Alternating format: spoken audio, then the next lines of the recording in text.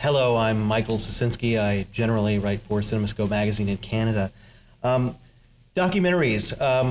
Given the choices of movies we have at our disposal, although unfortunately not as many now that the Angelica closed, we often don't choose documentaries, mostly because the number one reason we tend to go to the movies is escapism, and we tend to think that documentaries are the exact opposite of escapism and the opposite of entertainment.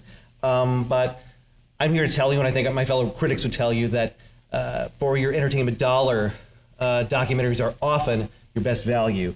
It's typically said that truth is stranger than fiction, and I think that the films we've nominated this year certainly represent that. We've got everything from a maverick governor who couldn't keep it in his pants to a poor fellow whose insurance ran out and developed his own form of therapy with Barbie dolls and everything in between. So I think that if you think of documentaries as a kind of bitter medicine that you don't really want to, something that's good for you, something you should see, I think that you really sell yourself short. These are films that are a treat by any measure. And these are the 5 that we nominated. These are the nominees for Best Documentary of 2010. Best Documentary.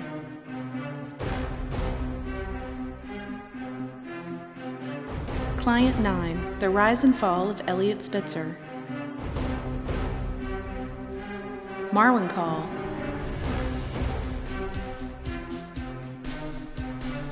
Restrepo.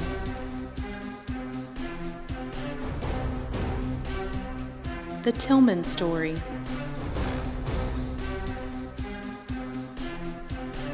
Waiting for Superman.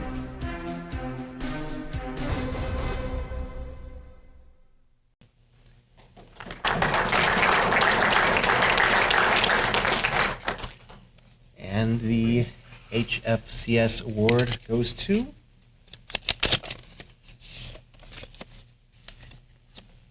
Restrepo.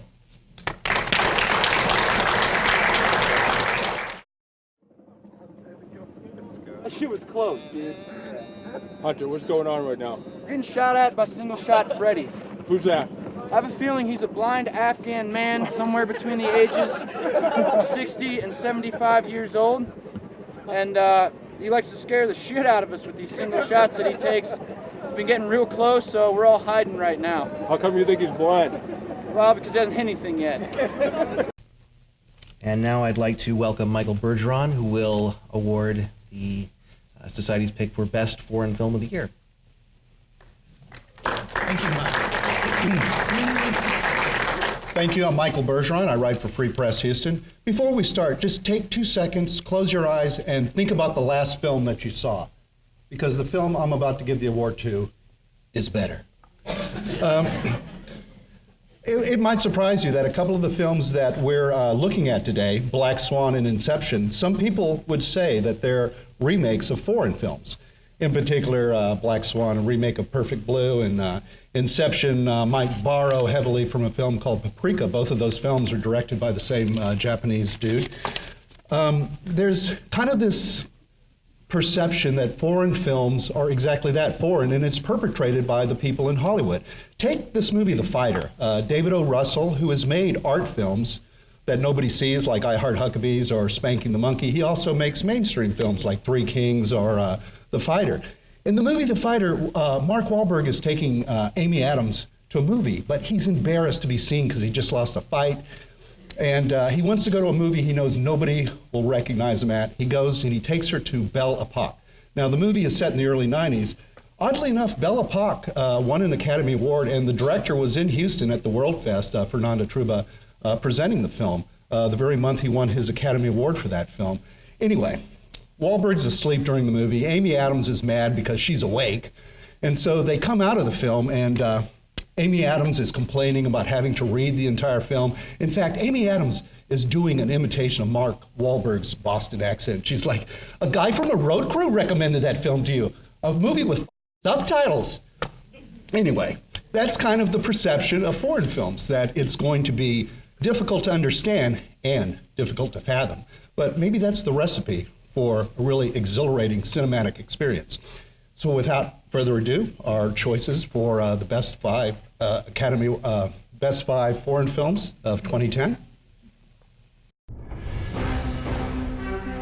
Best Foreign Language Film.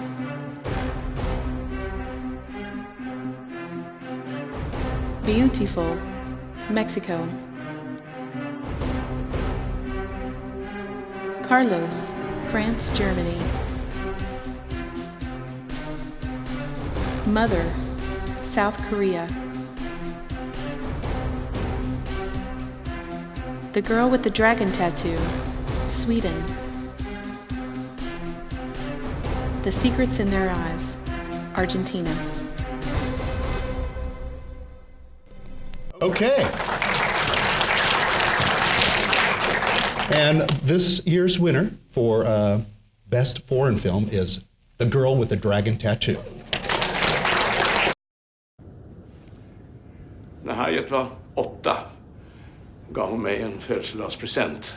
En blå klocka från 1958. Sen kommer en ny blomma varje år. 1966. Året Harriet försvann. Vi ska in här på vinden.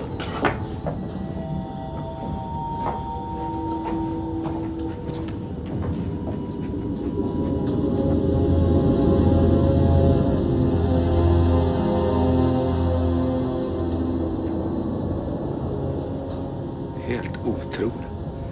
Varenda förbannade år sedan dess får jag på min födelsedag en blomma med posten. Från olika delar av världen. Så vem skulle skicka blommorna? Harrys mördare. Ja, du känner inte min familj. Du vet inte vad de är i stånd till. Jag favoriserade Harriet. Och det gjorde henne till ett självskrivet offer för alla som vill ha mer makt inom Banglakoncernen. Man ville krossa mig. Directors like to talk a lot about the art and process of filmmaking, the way the film grammar replicates dreams with its jump cuts and sometimes nebulous imagery. While dream sequences have been popular in films for as long as there have been films, no one has attempted to make their entire 2.5-hour movie one long dream sequence, or use the similarities between dreams and film to lie to his audience until the very last second. Until this year, when a director decided to put his money where his mouth was. Christopher Nolan's Inception is everything a big-budget summer blockbuster isn't supposed to be. Original, complicated, insightful, complicated, intentionally unsatisfying, and complicated. And it reminds us with enough creativity and passion, even an effects-filled action movie can be one of the most thought-provoking character-driven films of the year. Our third Best Picture nominee is Christopher Nolan's Inception. You create the world of the dream.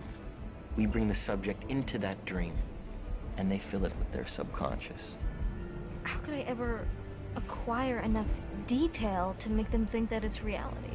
Well, dreams, they feel real while we're in them, right? It's only when we wake up that we realize something was actually strange. Let me ask you a question. You never really remember the beginning of a dream, do you? You always wind up right in the middle of what's going on. I guess, yeah. So how did we end up here? Well, we just came from the, Think about it, Ariadne. How did you get here? Where are you right now? We're dreaming?